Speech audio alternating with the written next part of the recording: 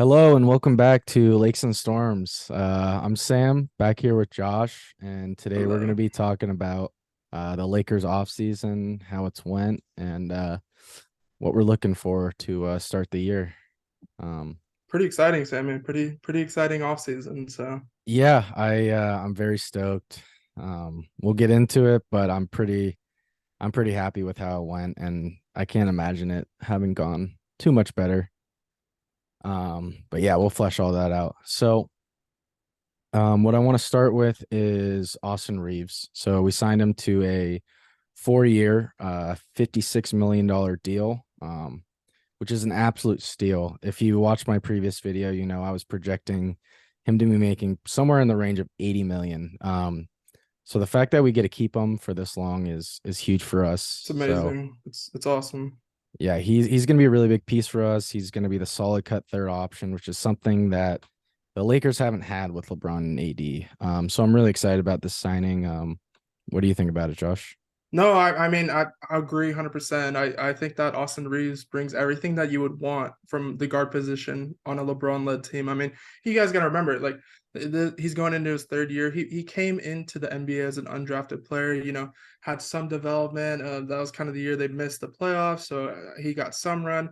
And then the start of last year, like people knew who he was. I mean, it was kind of a meme, white Lakers player. Everyone associates him with Caruso, but people were Seriously. interested. And then as the season progressed, he just got better and better and a bigger role. And then it all culminates into the playoffs. He goes off in the first round, has that insane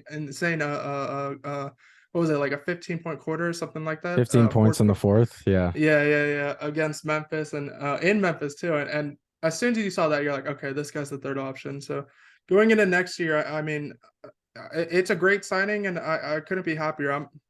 I just think that Austin Reeves brings everything that you would want from Yeah. that position. How could you not root for this guy? I mean, come I on. know. Yeah. Plus, he's Um, got a dope nickname, AR-15. That makes me AR-15, love baby. it so Yeah. I'm getting hard. that jersey. I'm getting Yeah. that jersey. You guys will see it here first. Yeah. Yeah. Um, but yeah, so I guess that could take us into Rui, who we brought back on a 3-year, $51 million deal.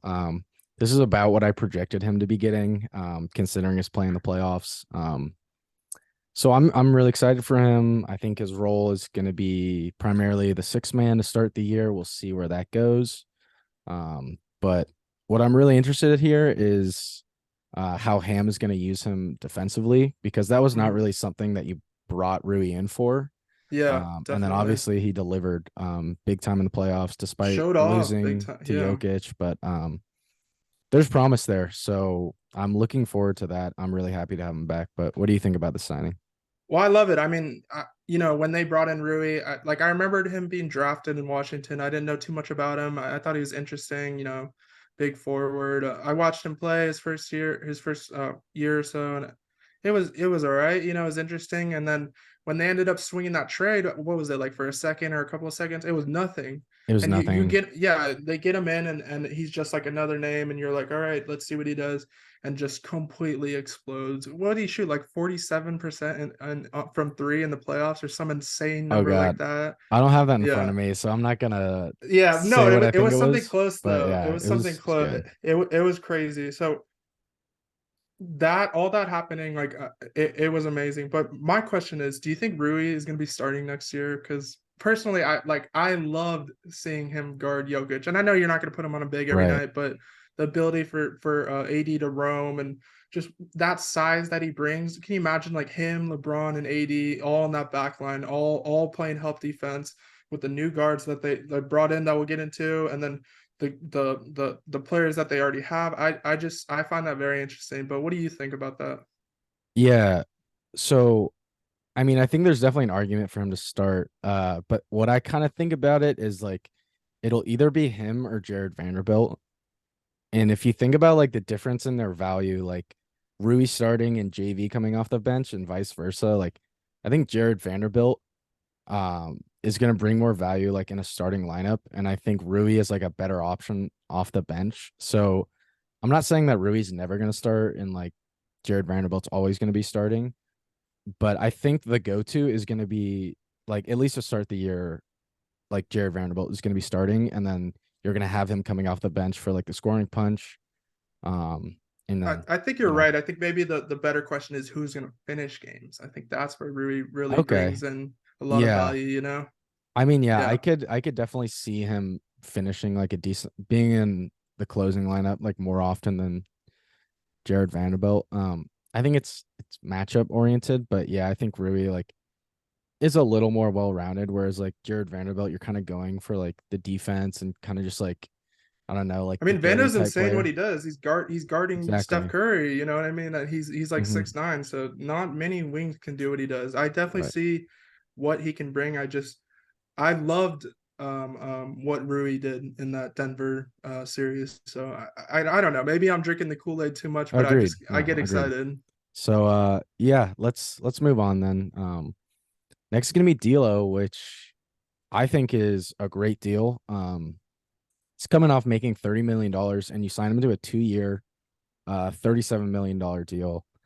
Um, I thought this was about going to be his yearly average. I thought we were going to have to sign him to a longer contract. So this is a win for me. I think people are clowning him a lot for like that one series where he was not playing well, but like if you look at it, like he had a productive offseason or postseason, and he was really important to us having like the best record post trade deadline. So I see I mean, him. yeah, we were Yeah, talking about this the other day, and you were like telling me how important he is just for the offense, and I mean, it's not my favorite. Like I do like D'Lo. I remember watching him a lot in Brooklyn. I like what he brings, but I just I don't know. I'm happy that like that could be potentially in the future used as a trade asset, but I'm not the biggest D'Lo fan, but I do see the point of bringing him back. You know? right. Yeah, like I think his main value is like so you trust like AR and LeBron to like have the ball, but neither of them, just because AR is not really a primary ball handler, and then LeBron is just getting older. He's gonna coast in the regular season as we've seen him. So like D'Lo is gonna be the guy that's setting up our offense. That's why I see him starting, and I think he's gonna have some moments. And I think people are. I'm not saying he's gonna have some crazy year, but I think it's gonna be a bounce back in the terms of what like NBA Twitter thinks of him right now and stuff. No, definitely. I could definitely see it happening. Um, so yeah, I But guess that those are the guys that we brought back, right? yeah. Some So new guys too. right. Um, so quickly, just recap of the draft. We brought in Jalen Hood-Schifino and Maxwell Lewis. I think Jalen Hood-Schifino will get some run this year. I'm not really expecting that of Maxwell Lewis. That's kind of not how like the Lakers like to do it. I think he'll be developing. Maybe he gets minutes here and there, but if anything, I think Max Christie gets minutes before Maxwell Lewis. Um, so yeah, we'll see about that. But talking about established players that we brought in, it's going to be Torian Prince, Jackson Hayes, Gabe Vincent, and Cam Reddish. Um, And they're all great deals too. Like right, if you just good look at it, deals. So yeah, yeah, Torian Prince, 4.5 million 1 year. Hayes and Reddish each a 2 year vet minimum, and then Gabe with a cheap mid level about 11 million a year. yeah. Um, but yeah, I guess I'll open this up to you first. Like who was your favorite that we signed, and who was your least favorite? So for me personally, I think Vincent was, and I know we'll get into it. I like me and you kind of have a disagreement on starting lineups, which we'll get into. But I just think that everything that Gabe Vincent is, everything that he does on the court, off the court, you know, in the just like when you listen to him in his interviews, he's exactly the type of point you would want around LeBron, like playoff ball, you know, cuts, does interesting stuff, and I think he has a lot of upside on the defensive end. You saw him in the finals this year. I mean, he's not going to blow you out of the water. You know, this isn't some guard that I'm going to be paying 200 million on extension. But I just think that as that secondary playmaker, it's a perfect fit, and it's like a jigsaw. You know, he's going to fit right into the team. And I then agree. for least favorite, I mean, I'm kind of torn, you know, because none of these signings like really killed me at the end of the day. I mean, it's between Cam and Reddish, and I guess Reddish. I remember watching Reddish in 2019 for Duke. You know, watched a ton of those games, and Reddish is the perfect what if. Like, what if we have this huge wing that's 6'8" that can shoot and pass, and create up for Right. himself, and he could defend and like he play off ball. It's everything that you want Reddish to be is the exact opposite. Like he no handle, no build, no self creation. Like his shot isn't what you want. So I mean, it's interesting. I like the deal. Take a flyer on a guy that's still pretty young, but of all the signings, it's probably my least favorite. But what about you? What did you like and dislike?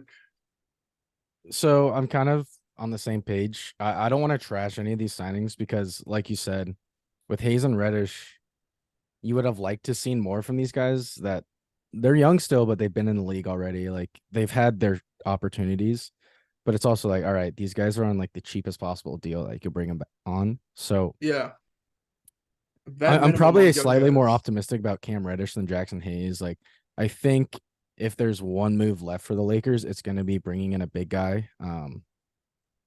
But I think Torian Prince is going to be great. Like this is not a guy that demands really. He can just fit within any offense. Like similar to what you're saying with Gabe Vincent. Like this is exactly the type of guy you want to have around Braun.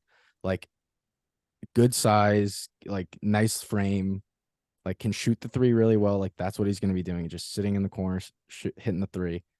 Um, And he go out and guard big wings. That's something that they exactly. need. It's Yeah. more versatility on the defensive end. So I think that's a great signing that people are going to kind of realize pretty soon into the year. Like, oh, okay, this is actually like a perfect fit. Um, Torian's one of those players where like you don't see his value till he's on your team. exactly. Yeah. But Okay. yeah, And then yeah. Anything else you wanted to add to that? no, I think that's probably about it. Um, Yeah. I mean, I'll touch on the rookies just really fast. Just super quick. Hochefino, I like. I'm interested. I've been watching a little bit of the summer league, missing some shots. That's kind of how it goes in summer league when you become the right. first option. But just the way he moves out there, his size, like how he's defended, point of attack, I think he'd be really interesting. And then I've told you before, Maxwell Lewis, like beginning of this draft cycle, or the previous draft cycle, actually, he was huge. Like this guy popped out of Princeton. He was projected to go in the lottery, and then slid all the way down to the second round. And big wing, can have some shot creation ability, upside defensively. I do like it. I agree with you though. He's not going to get a lot of runway, but it's interesting, and I like that pick. Right. But Um, so to finish off our last topic, um, I wanted to talk about how you see this year coming up. So, how do you see it playing out? And then what is your projected starting lineup?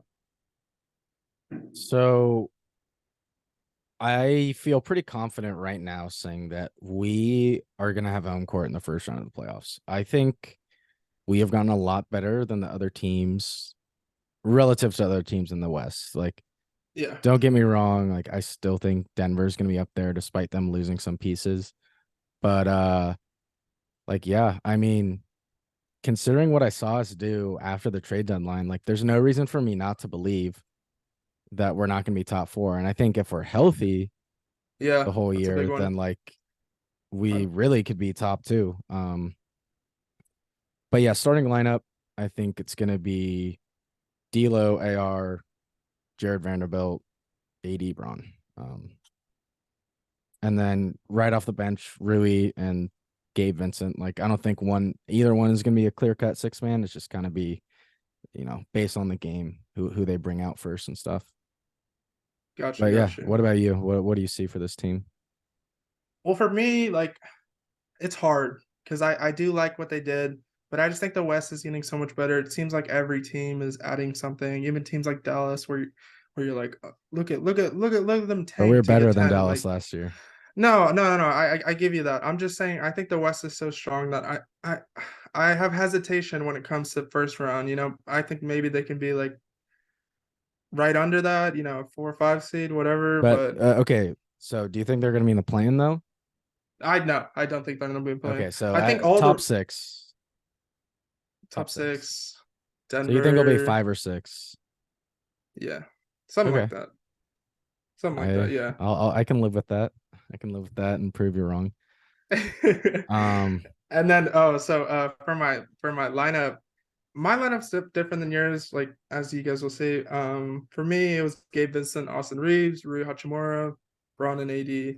As I've said in earlier in this pod, I just really like what Gabe brings, and I really like what Rui brings. So I mean, I could be way off, but it really all depends in training camp who beats out who, who plays better there. So we'll Right. have to see. But I'm very excited for this year. I'm not a Lakers fan, but I'm a Lakers supporter, so it's gonna be a good time. Right. That's what we love to hear. Um, yeah, I think that'll do it for the video then. This is how we see the season going, and we'll check back later, see how wrong or right we are. But unless you have anything else to add, we can wrap it up here. No, I just want to say thanks for listening and hope you guys have a good one. Yep. Talk to you guys later.